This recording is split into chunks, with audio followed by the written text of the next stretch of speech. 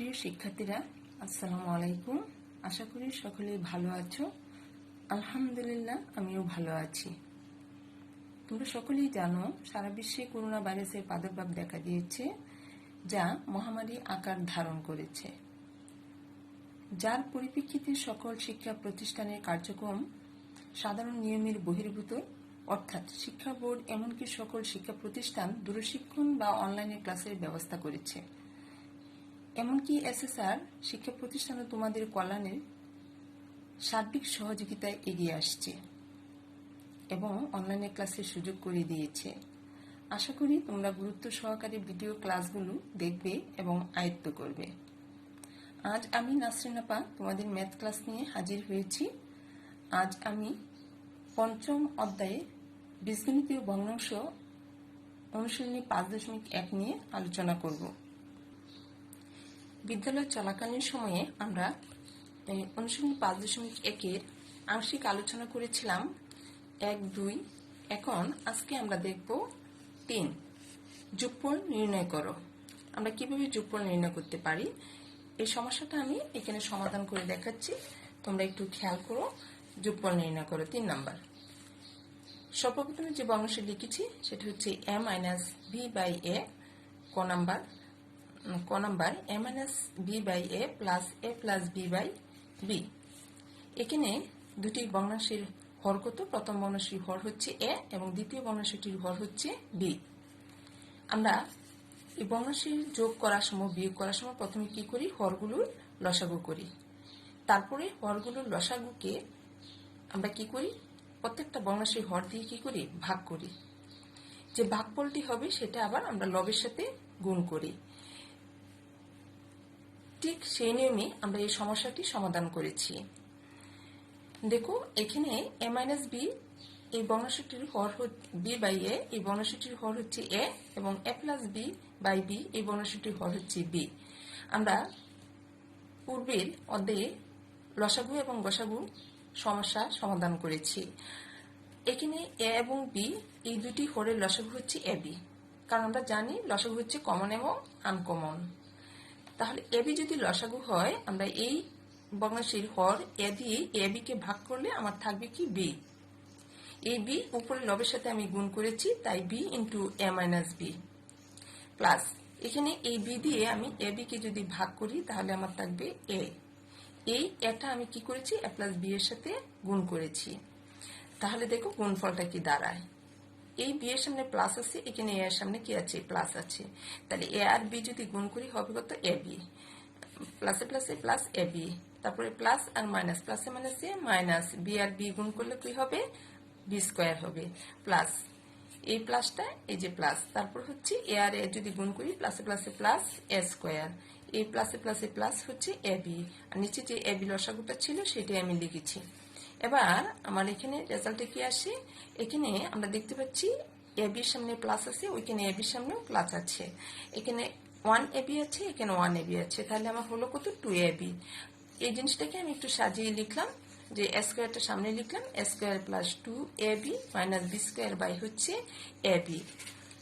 এটাকে আমরা এভাবে এখান থেকে লিখতে পারি। সুতরাং নির্ণয় যোগফল হচ্ছে কত? a square plus 2ab minus b square.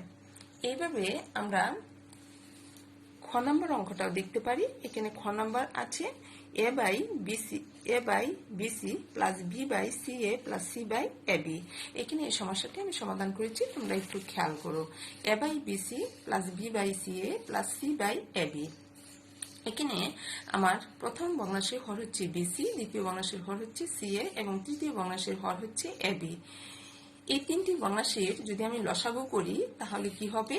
ABC. কারণ পূর্বেই বলেছি লসাগু হচ্ছে কমন এবং আনকমন।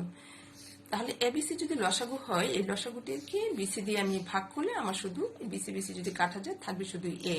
এই এ যদি এর সাথে গুণ করি তাহলে হবে কত? আমার এ স্কয়ার প্লাস সি দিয়ে যদি এবিসি কে ভাগ করি আমার এই সি আর এ চলে গেলে থাকবে বি। এই বি বি এর সাথে গুণ করলে হবে বি স্কয়ার। তারপরে প্লাস এই এবি দিয়ে যদি আমি এবিসি কে ভাগ করি তাহলে আমার থাকবে কি? সি। এই সি আর সি গুণ করলে হবে সি স্কয়ার। সুতরাং আমরা নির্ণয় গুণফল যোগফলটা কি লিখতে পারি? A square plus B square plus C square by A B C. এবার আমরা গ নাম্বার সমস্যাটা দেখি। x minus Y by X plus Y minus Z by Y plus Z minus X by Z. এই সমস্যাটা আমি এখানে সমাধান করেছি, আমরা সবাই একটু খেয়াল করি। x minus Y by X plus Y minus Z by Y plus Z minus X by Z. এখানে আমি দেখতে পাচ্ছি প্রথম ভগ্নাংশের হর হচ্ছে x, দ্বিতীয় ভগ্নাংশের হর হচ্ছে y, তৃতীয় ভগ্নাংশের হর হচ্ছে z। এই তিনটি হরের লসাগু কত হবে? x, y, z। এই x দিয়ে যদি আমি x, y, z কে ভাগ করি তাহলে কি থাকবে? y, z থাকবে। এই y, z উপরে লবের সাথে গুণ হবে, তাহলে y, z into x minus y। ওই প্লাস আমি প্লাস দিলাম, তারপরে y দিয়ে আবার x, y, z কে যদি আমি ভাগ করি তাহলে আমার থাকবে x, z। এই x, z আবার y মাইনাস z এর সাথে আমি কি করলাম? গুণ দিলাম, প্লাস এখানে z দিয়ে যদি আমি x, y, z কে যদি ভাগ করি তাহলে আমার থাকবে x, y। ওই x, y আবার কি করলাম? z মাইনাস x এর সাথে গুণ দিলাম, তাহলে আমার গুণফলটা কি দাঁড়ায়? এখানে এটার সামনে প্লাস আছে, এখানে প্লাস, তাহলে y, z আর x গুণ করলে হবে x, y, z। প্লাস এ মাইনাস হবে y, আর y গুণ করলে হবে y স্কয়ার, সাথে z আছে z, তাহলে হলো কি? Minus y square z plus x, z y এর সাথে গুণ করলে হবে x, y, z। প্লাস এ মাইনাস দিলাম, মাইনাস x, z এর সাথে গুণ করলে হবে x, z square plus x, y, z। এখানে গুণ দিলাম x, z, y, z এর সাথে, তাহলে হলো x, y, z প্লাসে মাইনাস x স্কয়ার y। নিচে যে হরটা ছিল x, y, হরের লসাগুটা x, y, z, ওই x, y, z নিচেই লিখলাম। এবার একটু খেয়াল করি, আমরা দেখি এখানে 1x, y, z plus 1x, y, z plus 1x, y, z, তাহলে কত হলো? 3x, y, z minus y square z minus x, z square minus x square y। এই তিনটা পদ রয়ে গেল, তাহলে পদগুলি একটু সাজিয়ে লিখি আমরা। মাইনাস ওই x স্কয়ার y লিখলাম, মাইনাস y স্কয়ার z লিখলাম, তারপরে মাইনাস z স্কয়ার x লিখলাম। এটি হচ্ছে আমাদের নির্ণয় যোগফল। তাহলে নির্ণয় যোগফলটা কি দাঁড়ালো? যোগফলটা হচ্ছে 3x, y, z minus x square y minus y square z minus z square x by কত? x, y, z।